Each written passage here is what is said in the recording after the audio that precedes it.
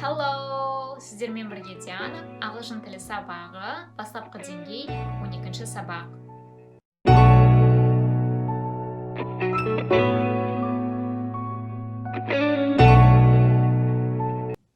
Егер сіз каналға жазылмасаңыздар, міндетті түрде жазылыңыздар.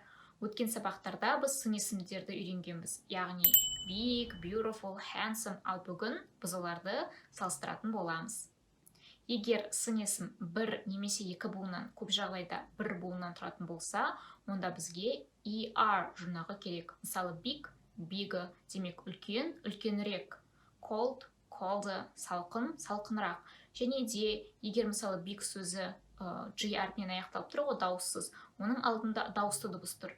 Егер дауыссыз дыбыстың алдында дауысты дыбыс тұратын болса, онда біздің дауыссыз дыбыс екі еселенеді. Мысалы big, bigger, hot, hotter, wet, wetter, және тағы да басқалары.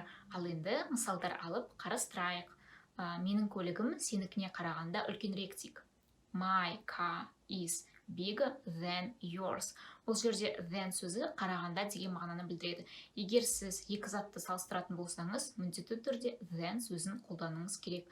Және бұл жерде мен your car емес, yours дедім. Your car сенің көлігің, ал yours сенікі. Демек бізде my, мысалы my brother, менің ағам, я, ал менікі деп айтатын болсақ, mine. Демек бізде my, mineға ауысады, your, yours, your, yours, ал his болып қала береді. Себебі бізде барлық сөздерге s жұрнағы жалғанып жатыр ғой, ал his сөзінде s жұрнағы жалғанып тұр.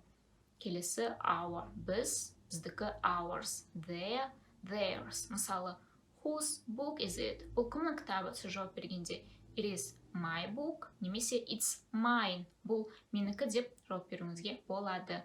Ал енді менің шашым сенікіне қарағанда ұзынырақ дейік.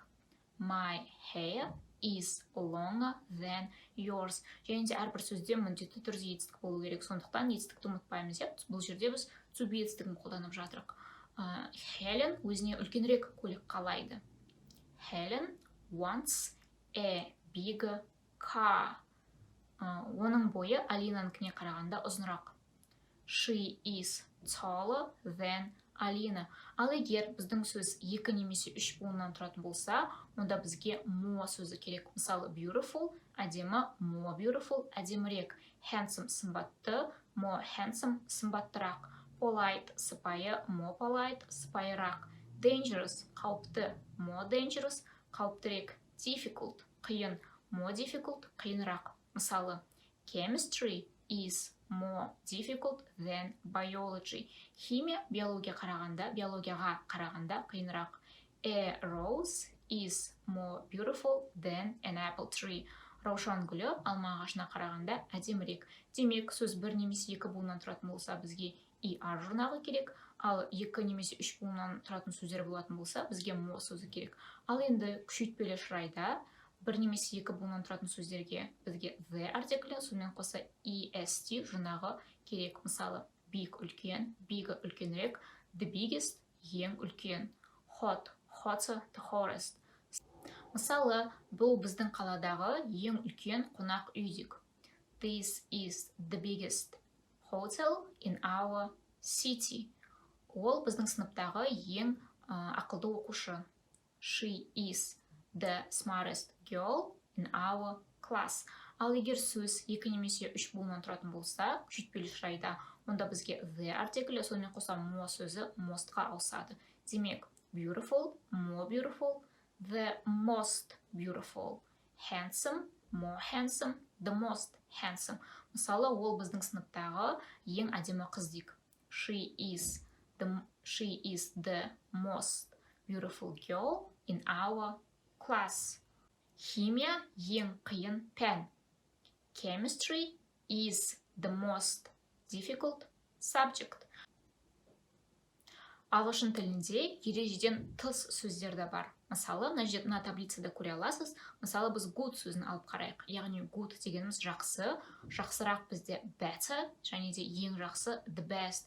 Мысалы, my idea is better. Менің идеям, менің ойым жақсырақ.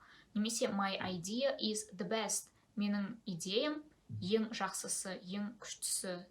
Мысалы, he is the best. Ол ең мықты. Мысалы, he is the best player in our team. Ол біздің командадағы ең мықты ойыншы. Яғни player ойыншы, team команда. Ал bad сөзі жаман. Bad, worse, the worst. Демек салыстырғанда worse жаманырақ, the worst ең жаман. Мысалы, he is the worst player in our team. Бұл біздің командадағы ең жаман ойыншы. Немесе ең онша емес ойнайтын ойыншы, иә? Ал енді басқа да мысалдар алып қарастырайық. Мысалы, my car is faster than yours. Менің көлігім сенікіне қарағанда жылдамырақ. This book is more interesting than mine. Бұл кітап менікіне қарағанда қызығырақ. Ал енді достар, әдеттегідей тест жұмысын орындайық. Қазір экранның алдында тест шығады. Кейін сіз сын есімді өзінің белгілі бір формасына қоюыңыз керек. Ең біріншісінде сенің шашың менікіне қарағанда ұзынырақ деп. Яғни long ұзынырақ сөзі бір буыннан тұрады, сондықтан ER жинаған жалғайсыз. Long-ы. Қазақстан Францияға қарағанда үлкенірек тек. Үлкенірек демек, үлкенірек бізде bigger. Kazakhstan is bigger than France. Сен Томға қарағанда сыпайырақсың дейді. Polite бізде сыпайы екі буыннан тұрады, сондықтан you are more polite than Tom. Сенің кітабың менікіне қарағанда қызығырақ. Your book is more interesting than mine.